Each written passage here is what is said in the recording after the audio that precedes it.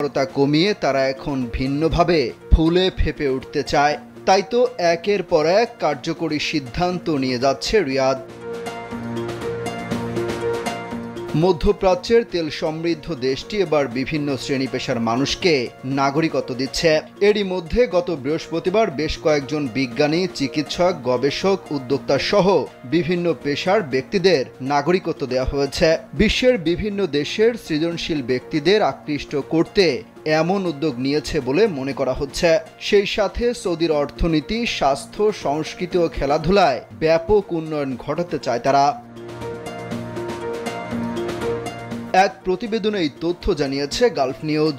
এতে বলা হয়, নাগরিকত্ব প্রদান সৌদির রাজকীয় আদেশের অংশ হিসেবে ডিক্রি জারি করা হয়েছিল। নাগরিকত্ব পাওয়াদের মধ্যে রয়েছেন বিজ্ঞানী, চিকিৎসক, গবেষক, উদ্ভাবক, উদ্যোক্তা সহ বিভিন্ন পেশার বেশ কয়েকজন। তবে ঠিক কতজন